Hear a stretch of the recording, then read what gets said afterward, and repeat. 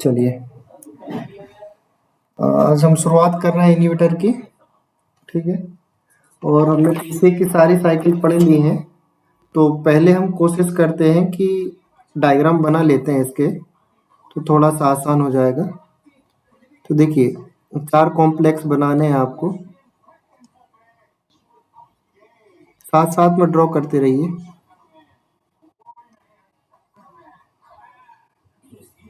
एक,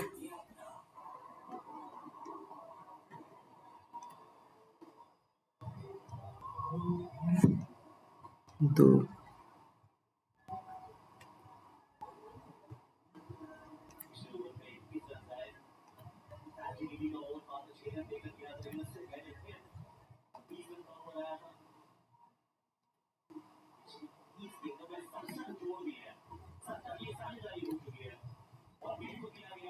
ये 4 ETC के डायग्राम है आपके, और यहाँ से आपकी मेम्ब्रेन लगी हुई है। ऐसे इसको बना लीजिए।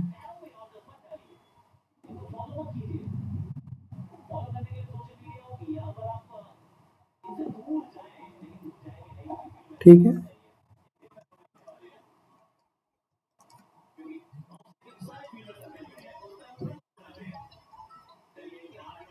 हाँ मैडम। एक, अच्छा सॉरी सॉरी, एक मिनट रुकिए।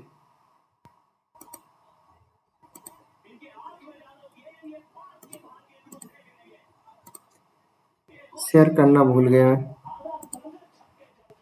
अब दिख रही है? हेलो, दिखने लगी ना?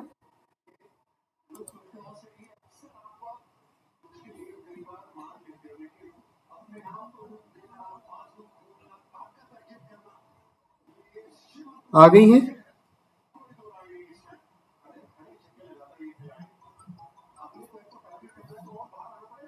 हेलो, जी सर, दिख रही है। हाँ ठीक है।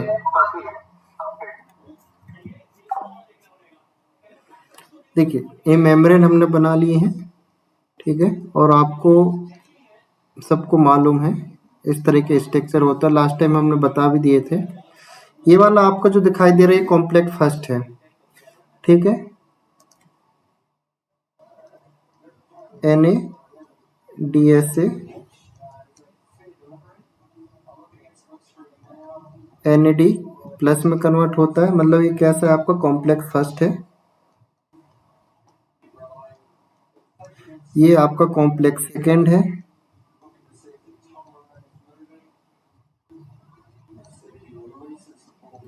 ये आपका कॉम्प्लेक्स थर्ड है। इसके नाम आप जरूर याद रखिए कि मैं सारा नहीं लिख रहा हूँ। ठीक है, ये है आपका कॉम्प्लेक्स, पहले लिखवा चुका हूँ मैं इसका 4। 4 कॉम्प्लेक्स हमने पढ़ लिए थे, कॉम्प्लेक्स फर्स्ट, कॉम्प्लेक्स सेकेंड। ठीक है, ये वाला आपका सक्सिनेट डिहाइड्रोजनेज का है। ठीक है, सक्सिनेट डिहाइड्रोजनेज। ठीक है, ये क्या है? साइटो, इनके नाम जरूर आप याद रखिएगा ना, साइटोक्रोम BC1, और ये क्या है? Cytochrome oxidase. एक्चुअली यहाँ चीजें लगेगी, साइटोक्रोम ऑक्सीडेज। ठीक है, ये 4 तरह के कॉम्प्लेक्स थे, हमने पढ़ चुके हैं। अब इलेक्ट्रॉन के फ्लो के बारे में यदि हम बात करें, तो आपका जो इलेक्ट्रॉन का फ्लो था, देखिए आपका इलेक्ट्रॉन का फ्लो यहाँ से होता हुआ, हाँ यहाँ एक चीज और है, इसको और लिख लीजिए। आपका कोएंजाइम Q बीचों बीच है, इसके मेम्ब्रेन के अंदर जो होता है हाइड्रोफोबिक कोर में क्या रहता है, ये लाया करता है, यानी घूमते रहता है।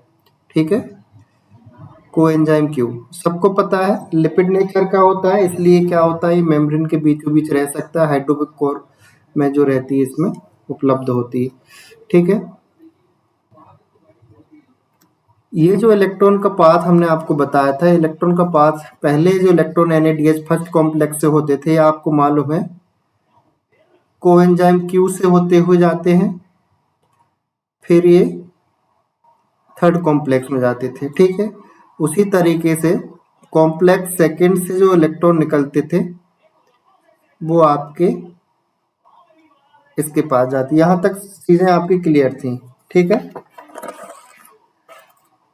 अब आपको कोएंजाइम क्यू तक आपने देख लिया था। उसके बाद कोएंजाइम क्यू से आपने यहाँ के कॉम्प्लेक्स के बारे में जो हमने बताया था आपको, तो इस कॉम्प्लेक्स में आपने देखा था कि यहाँ पे आयरन सल्फर का क्लस्टर था। ठीक है,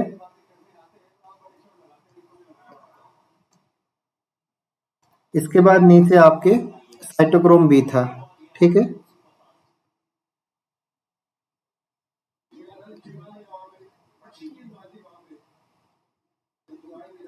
ये था आपका साइटोक्रोम बी। ठीक है, साइटोक्रोम बी में आपके दो फॉर्म थे, एक तो Bl और एक था BH। ये साइटोक्रोम बी है। यहाँ आपका था साइटोक्रोम C1, अच्छे से आपने पढ़ा है। इसके बाद थोड़ा सा ऊपर जाए तो आउटर साइड जो इनर मेम्ब्रेन जो होता है इंटर मेम्ब्रेन स्पेस में, यहाँ पे था आपका साइटोक्रोम C। ठीक है, ये चीज थी। फोर्थ कॉम्प्लेक्स का स्ट्रक्चर यदि हम बनाए तो फोर्थ कॉम्प्लेक्स में देखिए सबसे ऊपर था आपका CuA। CuA से इलेक्ट्रॉन जाते थे तो कहाँ मिलते थे? साइटोक्रोम A में। ठीक है, साइटोक्रोम A से इलेक्ट्रॉन जाते थे तो आपको दिखाई देते साइटोक्रोम A3 में। A3 साथ में CuB कॉम्प्लेक्स ये साथ ही में था। ठीक है, ये कॉम्प्लेक्स इसका साथ था। उसके बाद इलेक्ट्रॉन आपके यहाँ होते हुए उसके बाद इलेक्ट्रॉन आपके होते हुए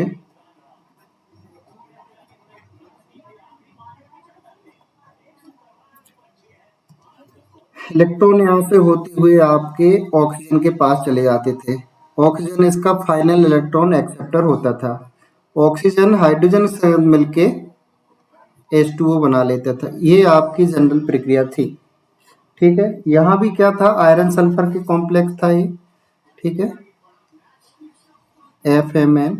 ठीक है, आयरन सल्फर का ये था। तो मैं इनको लिख नहीं रहा हूँ, सीधा सीधा कॉम्प्लेक्स आपको बता दिया है। ठीक है, अब देखिए हमने इनहिबिटर्स के बारे में पढ़ना है। इनहिबिटर्स मतलब दो तरह के इनहिबिटर होंगे आपके। ठीक है, इनहिबिशन दो तरीके का होगा, एक तो इलेक्ट्रॉन को ब्लॉक करने वाले, इलेक्ट्रॉन के पेथ को ब्लॉक करने वाले, इलेक्ट्रॉन फ्लो को जो ब्लॉक करते हैं। ठीक है, एक तो वो हो गए। दूसरी बात, प्रोटॉन के फ्लो यानी ATP सिंथेसिस को रोकने वाले।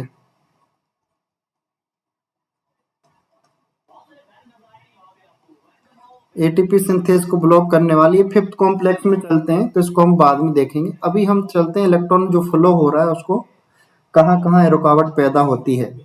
ठीक है, देखिए इलेक्ट्रॉन यहाँ से निकलते हैं, सबको मालूम है कि दो इलेक्ट्रॉन यहाँ से निकलते हुए आपके फर्स्ट कॉम्प्लेक्स से होते हुए, ठीक है,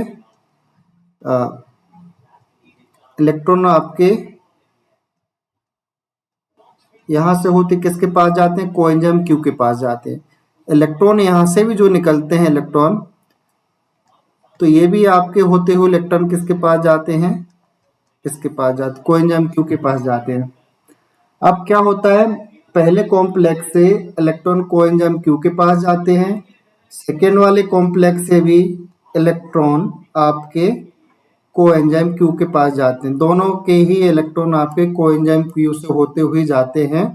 कोएंजाइम क्यू जो होता है आपके इलेक्ट्रॉन लेने के बाद ये इलेक्ट्रॉन ट्रांसफर कर देता है किसके पास? कॉम्प्लेक्स थर्ड के पास। ये आपकी मेन साइकिल थी।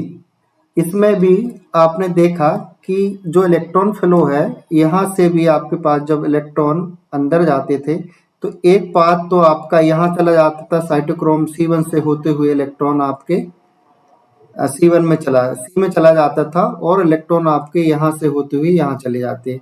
और एक पेज तो ये था कि इलेक्ट्रॉन आपका यहाँ से होते हुए और यहाँ से होते हुए ये किस में चला जाता था, Q के पास।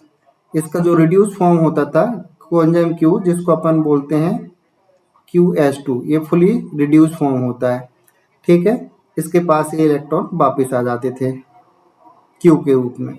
ये प्रक्रिया थी, मतलब एक एक इलेक्ट्रॉन आपका, इसके 2 इलेक्ट्रॉन जो हैं बढ़ जाते थे, तो एक इलेक्ट्रॉन यहाँ निकल गया और एक इलेक्ट्रॉन इसने ये वाला रास्ता पकड़ लिया। 2 रास्ते पकड़े, एक इस साइड और एक वापस आने के लिए। ये वाला जो इलेक्ट्रॉन गया है वो वापस नहीं आता था, सीधा चला जाता था, लेकिन एक एक जाते थे। इसको चाहिए रहते हैं 2। ये बात हमने आपको बता दी थी। इलेक्ट्रॉन का फ्लो ऐसा चल रहा है, ठीक है। और लास्ट में इलेक्ट्रॉन आपके जो ऑक्सीजन है ये इसको गेन कर लेता था, इलेक्ट्रॉन को, ठीक है। ये क्या कर लेता था, गेन कर लेता था और H2 में कन्वर्ट कर देता था। अब यहाँ पे इनहिबिशन जो है, जो सबसे ज्यादा इंपॉर्टेंट होते हैं, एग्जाम आते हैं, तो देखिए सबसे इंपॉर्टेंट इनहिबिटर जो है इसका, मैं इनहिबिटर्स को कौन से कलर से लिख दूं, इसको एक कलर ले लेता हूं कोई,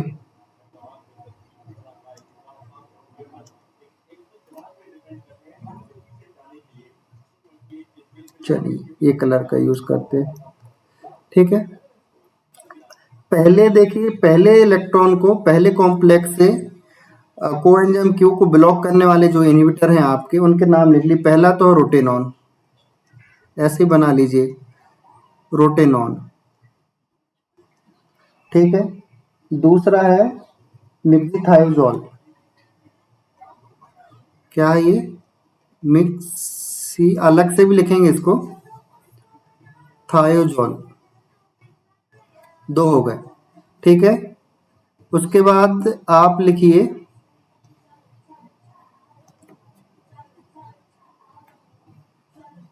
मिक्सिथायोजोल के बाद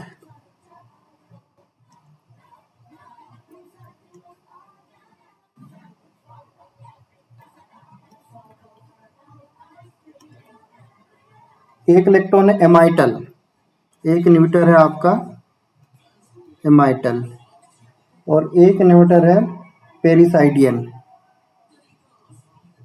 पेरिसाइडियन बहुत इंपॉर्टेंट है, ध्यान रखना, 200% आयन के डालिए इनको। पहला रोटिनॉन, मिक्सिथायोजोल, एमाइटल, पेरिसिडियन, ठीक है। ये क्या है, कॉम्प्लेक्स फर्स्ट से कोएंजाइम Q के बीच जाने वाले जो इलेक्ट्रॉन होते हैं, इनको क्या करता है, ये ब्लॉक करता है, ठीक है। यानी इसके पास जो इलेक्ट्रॉन जाते थे, ठीक है, ये जो इलेक्ट्रॉन जाते थे इनको क्या करता है, ये ब्लॉक कर देता है। क्योंकि यहाँ पे ये 4 आपके इनहिबिटर हैं, अलग अलग तरीके, चारों के अलग अलग प्रोडक्ट हैं, अलग अलग काम है, लेकिन जो फ्लो है वो सिर्फ आपका NADH यानी कॉम्प्लेक्स 1 से कोएंजाइम Q के बीच ही ये क्या करते हैं, ब्लॉक करते हैं। 4 इनहिबिटर पहले कॉम्प्लेक्स के लिए हो गए आपके, किसको ब्लॉक करता है ये,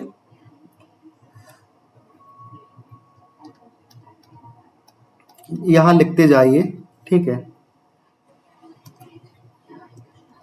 पहला वाला है आपका कॉम्प्लेक्स फर्स्ट को इनहिबिट करने वाले ना,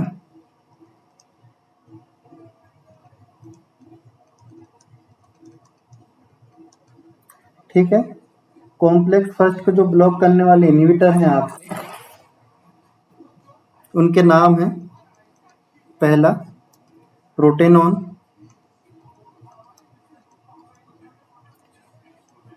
दूसरा नाम है मिक्सिमायोथोल, मिक्सिथायोजोल, तीसरा नाम है इसका एमाइटल,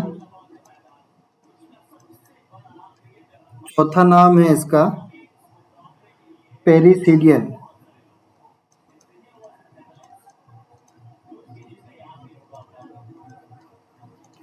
चार आपके इनहिबिटर हैं जो कॉम्प्लेक्स फर्स्ट को ब्लॉक करते हैं। ये क्या करते हैं, NADH से कहाँ तक जा रहे हैं ये कोएंजाइम Q तक, या साथ में आपको QH भी आ सकता है। ठीक है, इनके बीच जो इलेक्ट्रॉन का फ्लो होता है उसको क्या करते हैं, ये ब्लॉक करते हैं। ठीक है, इनके बीच जो इलेक्ट्रॉन फ्लो होता है इनको क्या करते हैं, ये ब्लॉक करते हैं। रोटिनॉन हो, चाहे मेग्जीथायोजोल हो, एमाइटल हो, पेरिसिडियन हो, इनके बारे में आगे थोड़ा लिखेंगे। अभी आप बस नाम लिख लीजिए। ठीक है, तो कॉम्प्लेक्स फर्स्ट के इन्वर्टर आपने देख लिए। इसके बाद कॉम्प्लेक्स जो सेकेंड है, ठीक है, कॉम्प्लेक्स सेकेंड के जो इन्वर्टर्स होते हैं उनको देखते हैं हम। ठीक है, कॉम्प्लेक्स सेकेंड में आपके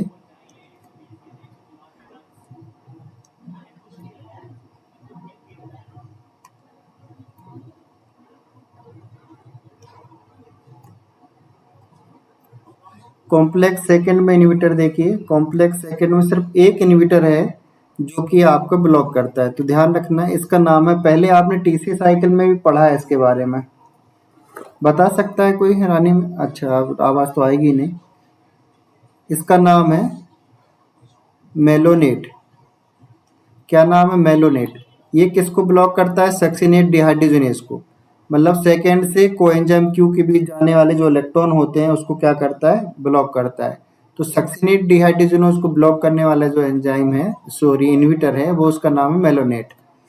तो मेलोनेट को आपने टीसी साइकिल में भी पढ़ा हुआ है। ठीक है, क्योंकि सक्सिनेट डिहाइड्रोजनेज जो होता है वो आपके दोनों जगह ईटीसी और दोनों जगह का एंजाइम होता है। ठीक है, तो दूसरा आपका मिलता है, ये है आपका कॉम्प्लेक्स सेकेंड के लिए इन्हिबिटर। ठीक है, इसका नाम है आपका मेलोनेट। ठीक है, मेलोनेट आपने टीसी साइकिल में सक्सिनेट डिहाइड्रोजनेज है उसको ब्लॉक करता है ना, सक्सिनेट डिहाइड्रोजनेज, इसको ये ब्लॉक करता है। और कॉम्प्लेक्स मतलब कॉम्प्लेक्स सेकेंड से जो इलेक्ट्रॉन फ्लो होते हैं किसके बीच? को एंजाइम क्यू के बीच, इसके इलेक्ट्रॉन फ्लो को ये क्या करता है? ब्लॉक करता है। ठीक है, एक बात मेलोनेट की और ध्यान रखना है कि मेलोनेट जो होता है आपका,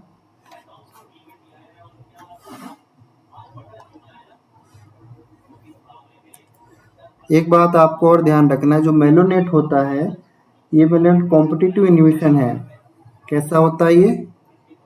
किस टाइप का इन्हिबिशन करता है ये? इम्पोर्टेंट है ये,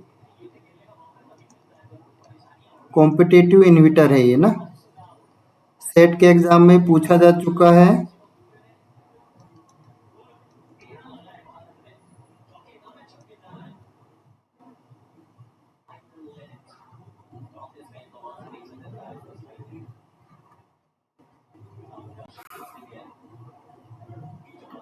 एक मिनट रुकिएगा।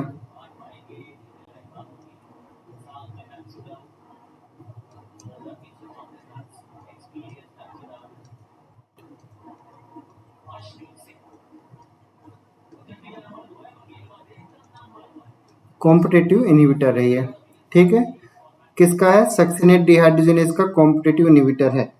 ठीक है, जो कि कॉम्प्लेक्स सेट को ब्लॉक करता है ये।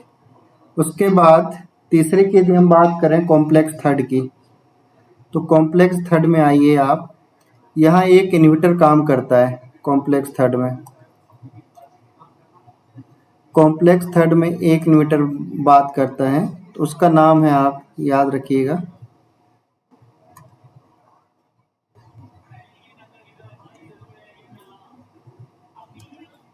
ठीक है, ये जो आप दिखाई दे रहा है बी से यहाँ तक का एरिया, यहाँ से जो फ्लो हो रहा है इलेक्ट्रॉन, यहाँ पे ये क्या कर रहा है? ब्लॉक कर रहा है, इसको टारगेट कर रहा है। इसका नाम है एंटीमाइसिन ए। क्या नाम इसका? एंटीमाइसिन माइसिन ए इम्पोर्टेंट है बहुत ज़्यादा। ठीक है, साइटोक्रोम बी को क्या करता है, ये ब्लॉक करता है। ठीक है, और इसके साथ साथ ऊपर हम इसको लिख लेते हैं, बार बार पेन चेंज करना पड़ता है। ये तो तीसरे कॉम्प्लेक्स को ब्लॉक करने वाले हो गए। इसके बाद ये चौथा कॉम्प्लेक्स आपका बचता है, तो चौथा कॉम्प्लेक्स में ध्यान रखना यहाँ तक तो कहीं ब्लॉक नहीं करता इसके, लेकिन इसके बाद आपके साइटोक्रोम A3 दिख रहा है, ये फाइनल जो टर्मिनल एंड होता है यहाँ पे, जो कि इलेक्ट्रॉन A3 से लेके ऑक्सीजन तक जाते हैं, जो इलेक्ट्रॉन इनके बीच जो इनहिबिटर काम करते हैं, यानी यहाँ पे जो ब्लॉक करेंगे इसको, इनके नाम है आपके पास साइनाइड CN। ठीक है, और नाम है कार्बन मोनोऑक्साइड, और फिर है एजाइड N3-, इसका नाम है एजाइड। ये तीनों के तीनों जो इनहिबिटर हैं वो काफ़ी इंपॉर्टेंट हैं, एग्जाम के पॉइंट ऑफ व्यू से बहुत इंपॉर्टेंट। ये क्या कर रहे हैं, साइटोक्रोम A3 से ऑक्सीजन के बीच जो इलेक्ट्रॉन फ्लो होते हैं उनको क्या करते हैं, ब्लॉक करते हैं। तो कॉम्प्लेक्स थर्ड में सिर्फ एक इनहिबिटर काम करता है, एंटीमाइसिन A। कॉम्प्लेक्स 4 में आपके 3 इनहिबिटर काम कर रहा है, साइनाइड, कार्बन मोनोऑक्साइड और एजाइड। ठीक है, ये टर्मिनल ऑक्सीजन के पास जो इलेक्ट्रॉन जाते हैं उसको क्या करते हैं, रोकते हैं जाने से। अब ये इनहिबिटर के बारे में थोड़ा थोड़ा सा हम लिख लेते हैं, और ये बात आपको पता है, कॉम्प्लेक्स की यदि इलेक्ट्रॉन फ्लो की बात करें तो पहला वाला जो कॉम्प्लेक्स होता है कितने इलेक्ट्रॉन फ्लो करता है, सॉरी कितने प्रोटॉन फ्लो करता है, तो 4H+। इसको आपको ध्यान रखना है। सेकेंड वाला कुछ भी नहीं करता है, तो आप इसको ब्लॉक करिए। इसके बाद ये वाला भी आपका कितने करते हैं, ये भी आपका 4+ इलेक्ट्रॉन प्रोटॉन को फ्लो करते हैं, और ये वाले आपके फोर्थ वाले 2H+ को क्या करते हैं, फ्लो करते हैं। अब क्या होगा कि इलेक्ट्रॉन तो आपने ब्लॉक करे हैं, इसके परिणाम क्या निकलने वाले हैं उसको भी हम देखते हैं। पहले इनके हम वो देख लेते हैं, इनहिबिटर के बारे में थोड़ा सा लिख लेते हैं।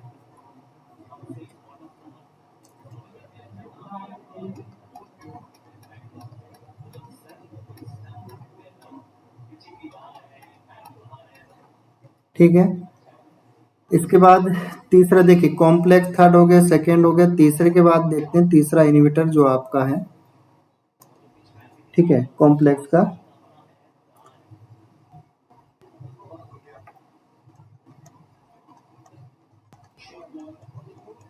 Complex third. ठीक है, इसमें जो इनहिबिटर काम कर रहा है इसका नाम है आपका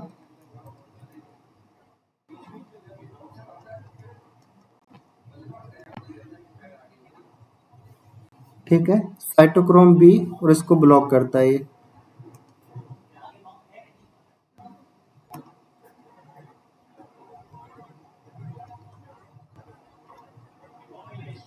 साइटोक्रोम बी मतलब कौन सा वाला, BH वाला ना। साइटोक्रोम B से जो को Q तक जाने को रोकता है ये। ठीक है, इसमें जो इनहिबिटर काम कर रहा है, एक्शन जो है Q साइकिल को इनहिबिशन करता है। ठीक है, इसका एक्शन जो है, क्योंकि Q को नहीं इलेक्ट्रॉन नहीं मिलेगा तो उसकी साइकिल क्या हो जाएगी, Q साइकिल क्या होगी, इनहिबिट होगी। इसमें इनहिबिशन ऑफ Q साइकिल। ठीक है, इसके एक्शन में आपका जो सेकेंड टाइप का जो है, इसके बाद आता है फोर्थ टाइप का।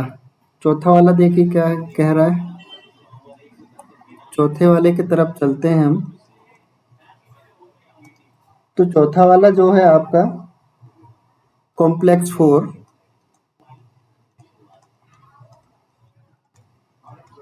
ठीक है,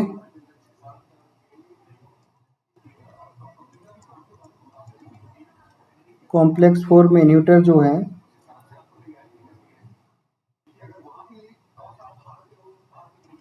ये कहाँ ब्लॉक कर रहा है आपका, साइटोक्रोम A3 से साइटोक्रोम A3 से टर्मिनल है, साइटोक्रोम A3 CuB कॉम्प्लेक्स से ऑक्सीजन तक जो इलेक्ट्रॉन जाते हैं इसको क्या करते हैं, ब्लॉक करते हैं। ठीक है, ये हमने लिखा हुआ है।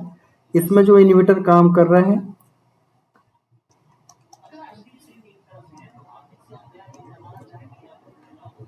ना, साइनाइड है, CN जिसको हम कहते हैं। उसके बाद है कार्बन मोनोऑक्साइड है,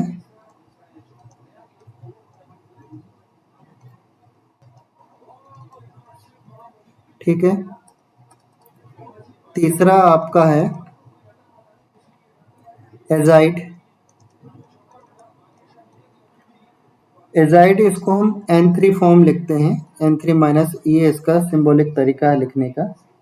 ठीक है, ये चारों आपके हो गए, तो इसका एक्शन जरूर देख लीजिए। ऊपर वाला एक्शन भी हम लिखेंगे,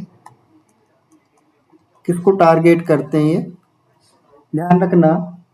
इसमें जो CN है और एजाइड है, ठीक है, ये जो आपने ऑक्सीजन लिखे यहाँ पे, और ये आपने साइटोक्रोम A3 लिखा है, ये क्या करता है, हीम। साइटोक्रोम A3 क्या है आपका, A3 जो है आपके पास हीम है, ठीक है। हीम मतलब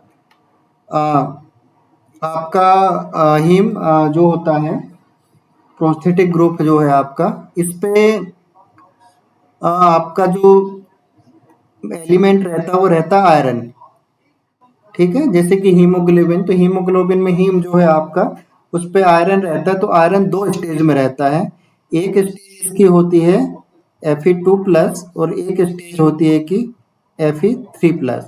Fe2+ को बोलते हैं अपन फेरस, और Fe3+ को बोलते हैं फेरिक। ये स्टेज होती है आयरन की, ये इंटरचेंज होते रहती है जिससे ऑक्सीजन आके बाइंड होती है, ठीक है।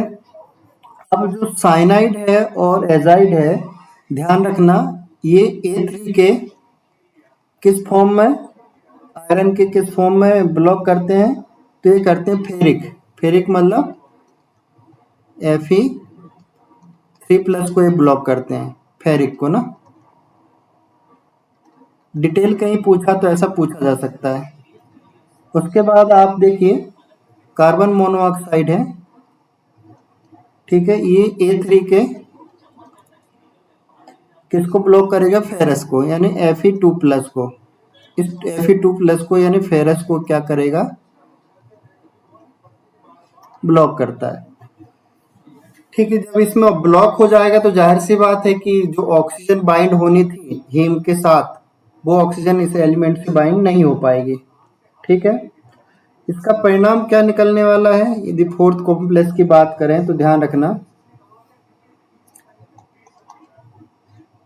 इलेक्ट्रॉन ट्रांसपोर्ट चेन ब्लॉक होगी,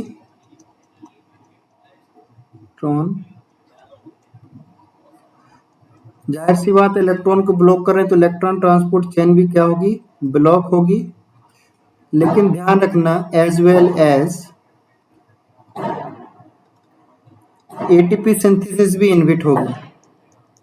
ATP के जो सिंथेसिस है वो भी क्या होगा, अभी हम बताएंगे इस तरीके से ब्लॉक होगी। ये ATP की जो सिंथेसिस है वो भी क्या होगी, इससे ब्लॉक होगी, पहली बात।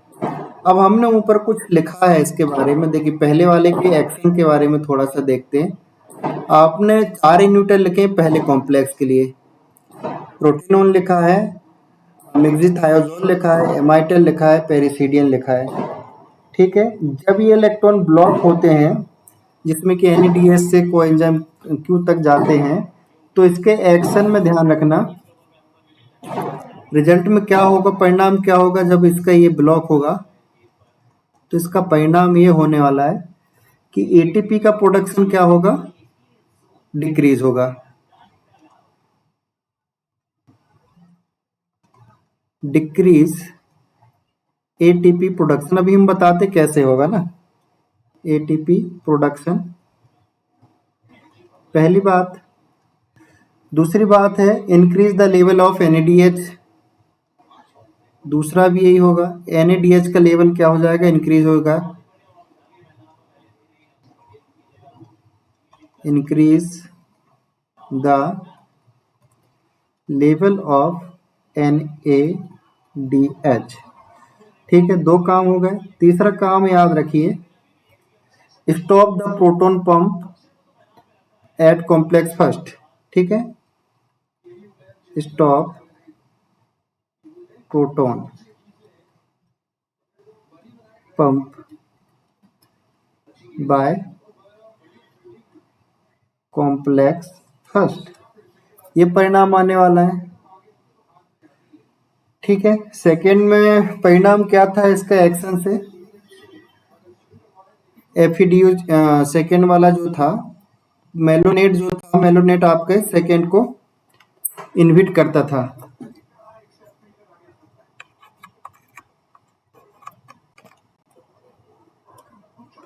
ठीक है, कॉम्प्लेक्स सेकेंड जो इनहिबिटर है, ठीक है, सक्सिनेट डिहाइड्रोजनेस, ऊपर देखिए ये वाला जो है आपका सक्सिनेट डिहाइड्रोजनेस। ठीक है, ये क्या करता था, FADH2 से, ये क्या था, FADH2 से FAD बनता था। यहाँ से जो इलेक्ट्रॉन जाते थे कोएंजाइम Q तक, इसको ये ब्लॉक करता था। पहले हम ये चीज आपको बता चुके हैं, इलेक्ट्रॉन फ्लो तो आपको पता ही चल गया है। तो कॉम्प्लेक्स सेकेंड में हमने देख लिया, ये कॉम्प्लेक्स सेकेंड में क्या कर रहा है, इलेक्ट्रॉन ब्लॉक कर रहा है एक्शन में।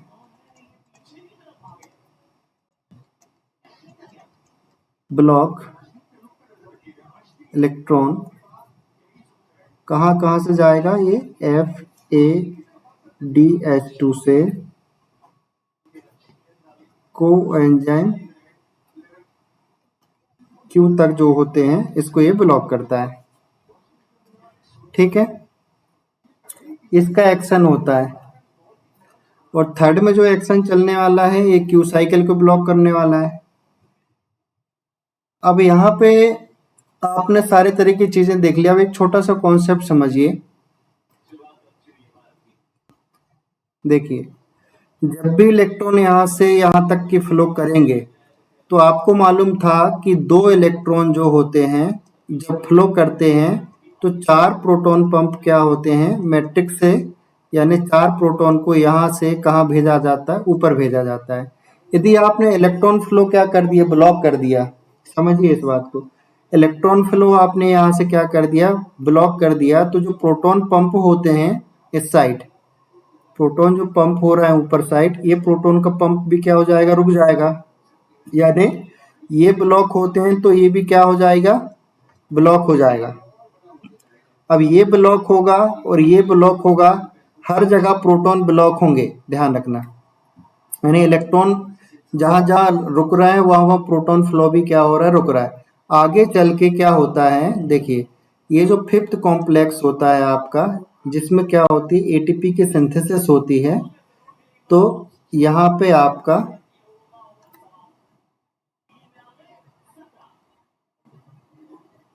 ATP का जब सिंथेसिस, ये प्रोटॉन सभी 10 प्रोटॉन थे टोटल, 10 H+ क्या होंगे, इस 5th कॉम्प्लेक्स के माध्यम से यहाँ आके क्या बनाएंगे, ATP बनाएंगे। ठीक है, 10 क्या बनाएंगे, ATP। तो हमने देखा था कि एक NADH कितने प्रोटीन ATP बनाते थे, ये 3 ATP बनाते हैं। और एक NADH से कितने प्रोटॉन फ्लो होते हैं, ठीक है। तो ये जितने भी प्रोटॉन इसके क्या होते हैं, फ्लो, जब प्रोटॉन वाला सेक्शन हम पढ़ेंगे उस समय हम देखेंगे डिटेल से किस तरीके से ATP बन रहा है। ये आपका 5th कॉम्प्लेक्स के अंदर आएगा, तो इसकी अपनी एक अलग मैकेनिज्म है। तो उस समय हम देख लिए, क्वेश्चन मार्क आप लगाइए इसमें, इसकी कैलकुलेशन हम वहीं करेंगे। ठीक है, तो ये सारे के सारे प्रोटॉन क्या हो रहे हैं, आप या देखिए यहाँ से होते हुए इसमें आते हैं। यदि प्रोटॉन बनना ही बंद हो जाए तो ATP का प्रोडक्शन कैसा हो जाएगा, गिर जाएगा पूरी तरीके से, क्योंकि आपने क्या किया, इलेक्ट्रॉन फ्लो बंद कर दिया, जिसके कारण प्रोटॉन जो हैं, जो मैट्रिक्स से लेके इंटर मेम्ब्रेन स्पेस में क्या हो रहे थे, जा रहे थे, वो प्रोटॉन भी जाना क्या हो जाएंगे, बंद हो जाएंगे।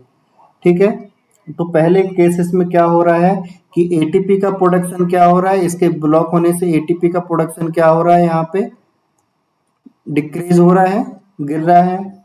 ठीक है, NADH जो हो रहा है, बार बार टूट रहा था यहाँ पे NADH, ये टूटना क्या हो जाएगा, बंद हो जाएगा। तो इसका मतलब इसका लेवल इंक्रीज हो जाएगा, क्योंकि ये टूटेगा ही नहीं तो NAD में कन्वर्जन ही नहीं हो पाएगा, इसलिए इसका लेवल कैसा हो जाएगा, अप हो जाएगा। ठीक है, और प्रोटॉन फ्लो जो था, उसका प्रोटॉन का जो फ्लो था वो भी क्या हो जाएगा, रुक जाएगा। ये 3 चीजें आपकी NA फर्स्ट कॉम्प्लेक्स के ब्लॉक होने से होंगी। ठीक है, यहाँ सेकेंड कॉम्प्लेक्स जो है, ये इसका ब्लॉक होने से ये वाला ब्लॉक नहीं होता, ध्यान रखना। और एक बात और याद रखना कि पहला कॉम्प्लेक्स यदि आपने ब्लॉक कर दिए तब भी ATP का प्रोडक्शन बना रहेगा। क्यों बना रहेगा, क्योंकि आपके पास एक सेकेंड कॉम्प्लेक्स और बचा हुआ, ये भी इलेक्ट्रॉन यहाँ से यहाँ भेजता है। इसलिए पहले कॉम्प्लेक्स के ब्लॉक होने से ATP की प्रोडक्शन कम होगा लेकिन बंद नहीं होगा, यानी ATP का प्रोडक्शन गिरेगा लेकिन बंद नहीं होगा, क्योंकि इसके पास अभी भी चांस बचे हैं कि सेकेंड कॉम्प्लेक्स से ATP का प्रोडक्शन कर ले, लेकिन कम ATP बनेगी। इतनी बात आपको समझ में आ गई। अब देखिए, आपके पास एक कॉम्प्लेक्स और है, इसका नाम है कॉम्प्लेक्स थर्ड। अब यहाँ ये काफी इंपॉर्टेंट कॉम्प्लेक्स हो जाता है। कारण ये है कि यदि ये ब्लॉक हुआ किसी भी हाल में तो आपका ATP का प्रोडक्शन पूरी तरीके से बंद हो जाएगा। क्यों बंद हो जाएगा, क्योंकि कॉम्प्लेक्स सेकेंड से जाने वाले जितने भी इलेक्ट्रॉन हैं वो किसके पास जाते हैं, कॉम्प्लेक्स थर्ड के पास जाते हैं, या कॉम्प्लेक्स फर्स्ट से जितने भी जाने वाले इलेक्ट्रॉन हैं वो भी किसके पास जाते हैं, कॉम्प्लेक्स थर्ड के पास जाते हैं। कॉम्प्लेक्स थर्ड के बाद ही क्या करते हैं, ये मूव करते हैं कॉम्प्लेक्स फोर के पास। इसलिए कॉम्प्लेक्स थर्ड जो है, इसके ब्लॉक होने से क्या होगा, ये काफी ज्यादा पोटेंट इन्हिबिटर होता है। अब इसके बारे में थोड़ा सा आप लिख लीजिए। देखिए, ठीक है, एक्टिनोमाइसिन जो है, अब पहले एक के बारे में लिख लेते हैं, रोटेनॉन के बारे में थोड़ा सा लिख लेते हैं। रोटेनॉन के बारे में क्वेश्चन पूछते हैं बहुत ज्यादा। रोटेनॉन पहले कॉम्प्लेक्स का इन्हिबिटर है, ध्यान रखना ना, इनहिबिटर ऑफ कॉम्प्लेक्स फर्स्ट या NADH ना, NADH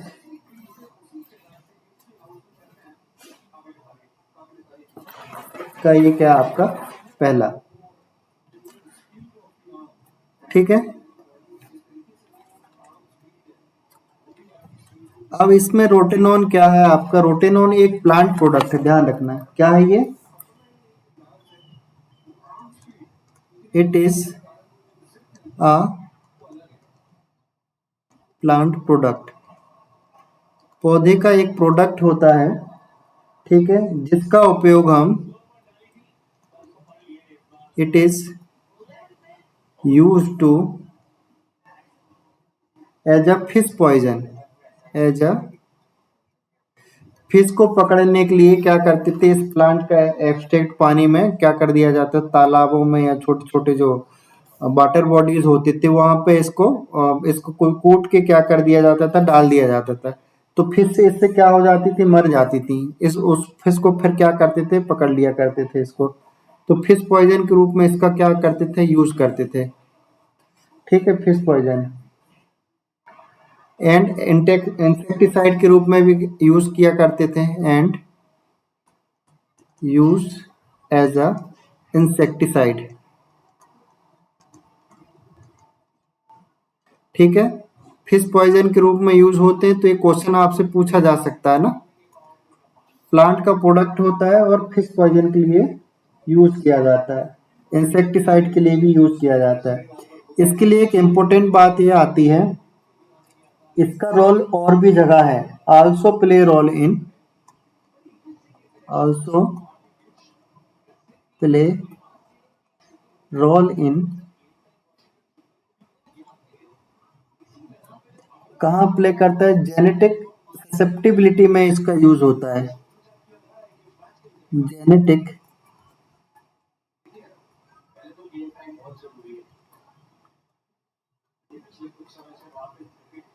बिलिटी में इसका क्या होता है, यूज होता है,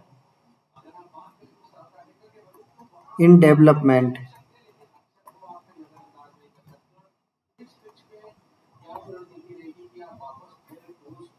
डेवलपमेंट ऑफ पार्किंसन डिसीज के बारे में आपने सबने सुना है, न्यूरोलॉजिकल डिसऑर्डर होते ही है। पार्किंसन डिसीज,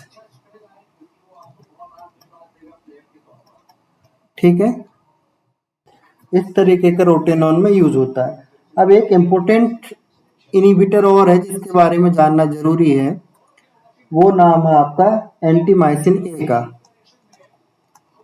एंटीमाइसिन ए,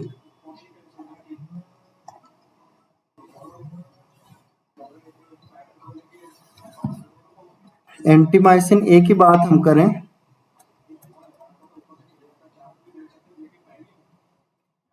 अब ये बताइए ये किसको ब्लॉक करता है, इनहिबिटर किसका है? ये इनहिबिटर है ये आपका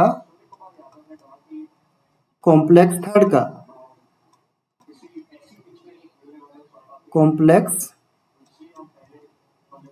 थर्ड का आपका इनहिबिटर है, ठीक है। कॉम्प्लेक्स थर्ड में जो एंजाइम है उसका क्या ये इनहिबिटर है। इनके नाम आप जरूर याद रखिएगा, ठीक है। कॉम्प्लेक्स थर्ड के नाम क्या, फर्स्ट के क्या है, लिखा दिए, बार बार नहीं लिखाएंगे इसको, ठीक है। यदि आपने देखी कॉम्प्लेक्स थर्ड को यदि किसी तरीके से आपने ब्लॉक कर दिए, हमने ऊपर भी बताया था, यदि आपने इसको किसी भी तरीके से इसको ब्लॉक कर दिए इस वाले हिस्से को, तो यहाँ से इलेक्ट्रॉन आए चाहे यहाँ से इलेक्ट्रॉन आए, इलेक्ट्रॉन आगे पास नहीं होने वाले। इसीलिए एक्टिनोमाइसिन ए, यानी ये जो आपका इनहिबिटर है एक्टिनोमाइसिन ए, ये काफी ज्यादा पोटेंट इनहिबिटर है देन रोटेनॉन, यानी रोटेनॉन से भी ज्यादा पावरफुल इनहिबिटर कौन सा है इसका, एंटीमाइसिन ए, क्योंकि ये थर्ड कॉम्प्लेक्स को क्या कर रहा है, ब्लॉक कर रहा है, ठीक है। इसलिए दोनों जगह से, चाहे कॉम्प्लेक्स सेकेंड से हो चाहे कॉम्प्लेक्स फर्स्ट से हो, दोनों जगह से जो इलेक्ट्रॉन पहुंचते हैं कॉम्प्लेक्स थर्ड के पास, वो पहुंचना बंद हो जाएंगे। इसलिए क्या होता है, ये पोटेंट इनहिबिटर है then actinomycin then the rotenone, ठीक है। तो antimycin A potent inhibitor,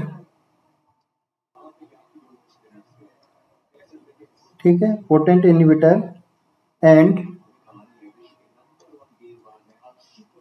block electron flow, block electron flow to O2 ना, टू O2 तक जाने ही नहीं देते, ठीक है। इट इज मोर पोटेंट, ये तो हो गया ना, it is more potent inhibitor than rotenone, rotenone से ज्यादा ये, रोटेनॉल से ज्यादा पावरफुल इनहिबिटर है, ठीक है। बिकॉज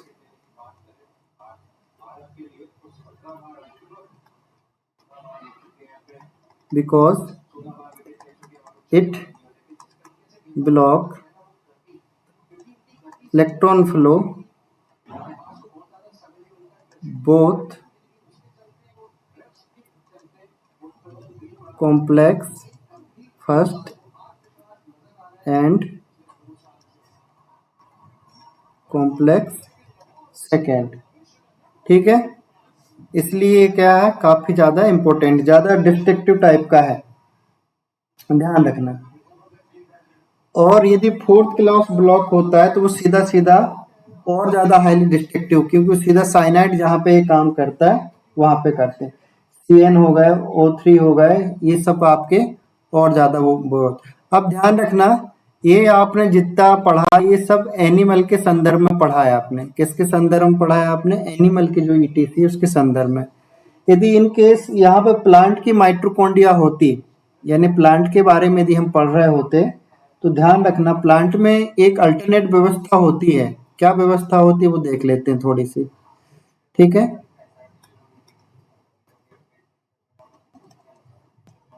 इन प्लांट प्लांट में क्या व्यवस्था है देखिए,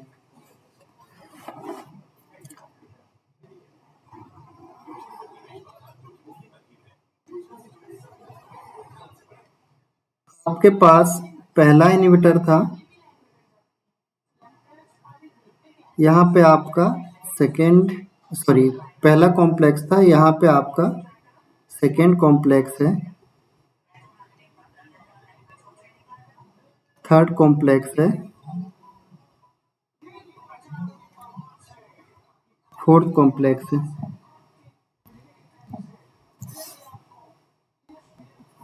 हेलो, सर मैं पूछ रही थी कि ये जो एंटीमाइसिन है ना, तो ये तो सर फोर्थ को कैसे ब्लॉक करेंगे? फोर्थ को तो ये CNCO करेंगे ना?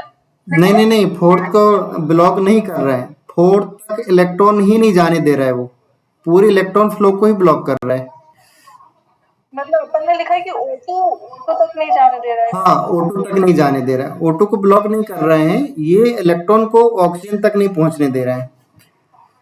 हाँ, ऑक्सीजन तक नहीं पहुंचने दे हाँ, रहा, तो CO का भी यही काम है ना कि इलेक्ट्रॉन को ऑक्सीजन तक नहीं पहुंचने। ये सबका ये मेन काम है, ये A3 साइटोक्रोम A3 से ऑक्सीजन के बीच जो इलेक्ट्रॉन फ्लो हो रहा है उनको कर रहा है, हमने लिखा है ना, वहीं पे लिख दिया, इसलिए ये भी ठीक है, इलेक्ट्रॉन फ्लो ठीक को है, ही रोक रहे हैं ना। ठीक है सर। हाँ ठीक है, ओके।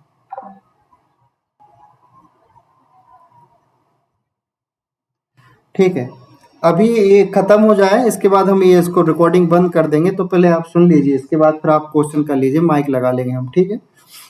इसके बाद देखिए, आप यदि प्लांट के केस की बात करेंगे, यदि प्लांट के केस में अलग चीज है, प्लांट की जो माइटोकॉन्ड्रिया है इसका थोड़ा सा काम अलग है। प्लांट के माइटोकॉन्ड्रिया में क्या काम अलग है, ध्यान रखिए। आपने पास कॉम्प्लेक्स फर्स्ट है ये, ठीक है, कॉम्प्लेक्स फर्स्ट है, ये आपका कॉम्प्लेक्स सेकेंड है। ध्यान रखना, प्लांट के पास रोटेनॉन जो होता है वो किसको ब्लॉक करता है, आपके पास पहले कॉम्प्लेक्स को ब्लॉक करता है, लेकिन प्लांट के पास एक अल्टरनेट व्यवस्था ये होती है, ऐसे, ये जो होता है इसका रोटेनॉन रेजिस्टेंट, नॉन रोटेनॉन रेजिस्टेंट NADH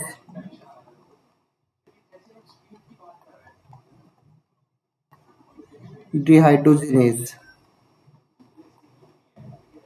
ठीक है, किस साइट रहता है ये, मैट्रिक्स साइट, ठीक है, डिहाइड्रोजिनेज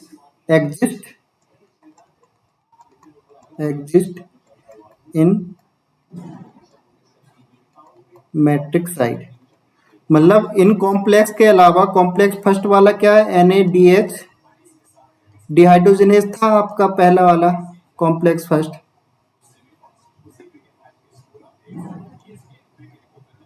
और ये जो होता था किससे ब्लॉक हो जाता था, रोटेनॉन से। रोटेनॉन इस कॉम्प्लेक्स को क्या कर देता था, ब्लॉक कर देता था। लेकिन प्लांट के पास क्या है कि एक अल्टरनेट ऐसी व्यवस्था होती है, रोटेनॉन क्या होते हैं, रेजिस्टेंट NADH डिहाइड्रोजिनेज प्रेजेंट रहता है, जो कि मैट्रिक्स के साइड में क्या होता है, प्रेजेंट होता है, ठीक है।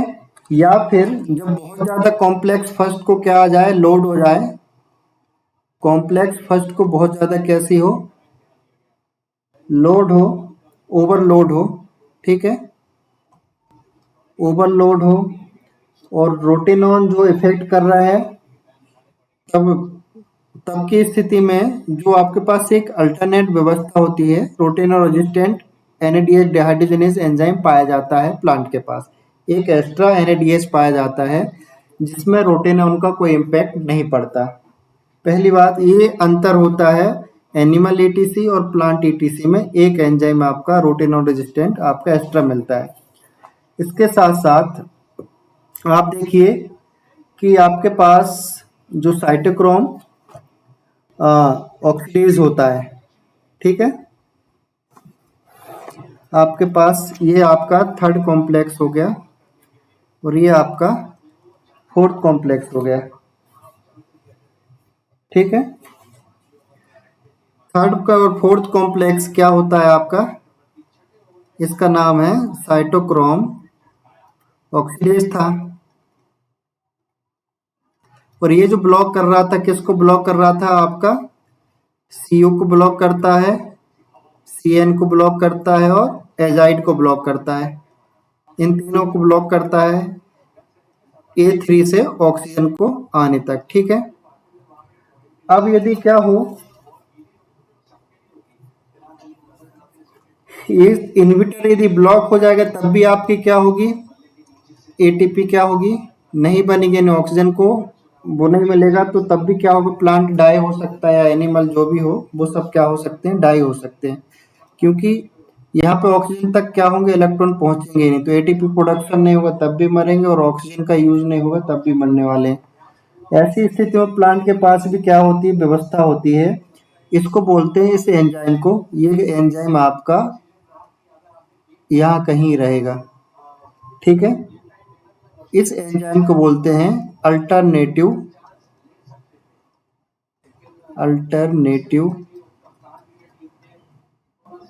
ऑक्सीडेज।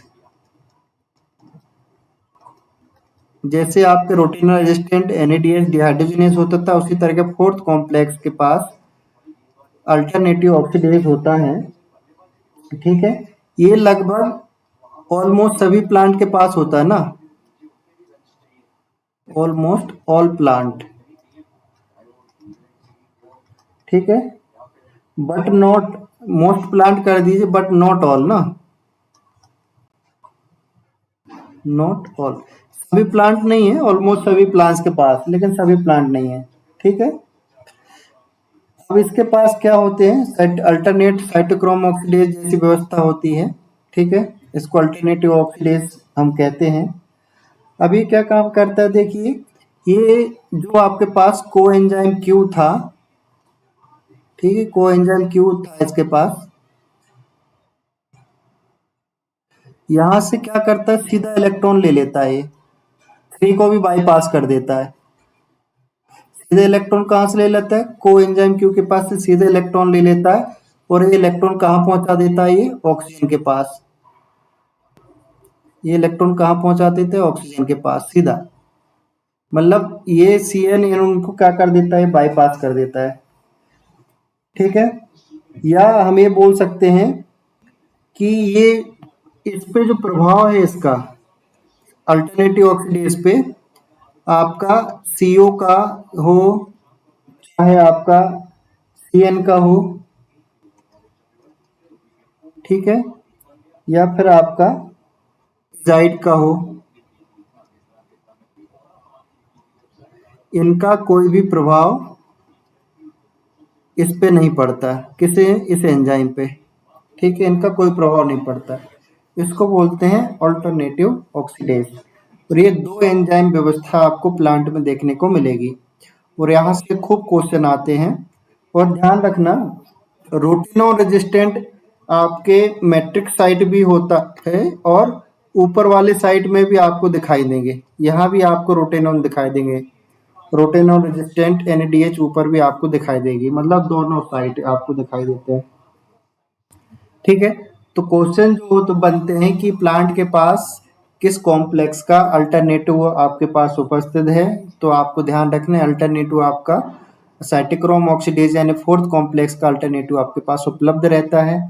और कॉम्प्लेक्स फर्स्ट का जो है आपका रोटिनो रेजिस्टेंट डिहाइड्रोजनेज, और एक एंजाइम पाया जाता है जो कि मैट्रिक्स के साइड में रहता है, और एक अपर साइड भी है, एक एंजाइम और रहता है। ये क्या करते हैं, अपने इलेक्ट्रॉन जो यहाँ से ब्लॉक कर रहे थे, ये इलेक्ट्रॉन अपने पास लेके इसको आगे भेज देते हैं। ठीक है, यहाँ तक कि आपके जो इलेक्ट्रॉन फ्लो वाले क्वेश्चन हैं, यहाँ से आपके हर कॉम्प्लेक्स से क्वेश्चन बनते हैं। और ध्यान रखना, यहाँ से एक्टिनोमाइसिन A की बात हो चाहे रोटेनॉन की बात हो, यहाँ क्वेश्चन बहुत ज़्यादा पूछे जा चुके हैं, और क्वेश्चन पूछे जा चुके हैं आपके CN और CONA3 से बहुत ज़्यादा क्वेश्चन पूछे जा चुके हैं। तो ये बहुत ज़्यादा इंपॉर्टेंट इन्हिबिटर हर एग्जाम में आपको देखने को मिलेंगे। आपको क्या करना है कि ऐसे ही साइकिल बनाना है, इसी साइकिल में सारे इन्वर्टर आपको फिल करने हैं, तो ये आपको आसानी से याद हो जाएंगे। एक बात याद रखना है, इसके जो परिणाम निकलते हैं इलेक्ट्रॉन फ्लो होने से क्या क्या संभावनाएं होती हैं, तो आपको ध्यान रखना है कि कहाँ एटीपी प्रोडक्शन घट रहा है, कहाँ बिल्कुल चीजें ब्लॉक हो रही हैं। यानी इलेक्ट्रॉन फ्लो यदि बंद होगी तो प्रोटॉन के फ्लो भी बंद होंगे, इस बात को आपको ध्यान रखना है। ठीक है, इसको नहीं भूलना है, ये घुमा के फिरा के भी क्वेश्चन ऐसे कर देते हैं। तो जहां जहां इलेक्ट्रॉन ब्लॉक होंगे तो वहां प्रोटॉन फ्लो भी क्या होंगे, ब्लॉक होंगे। ठीक है, अब मैं इसको बंद करता हूं, तो आप क्वेश्चन ले लीजिएगा ना रिकॉर्डिंग को।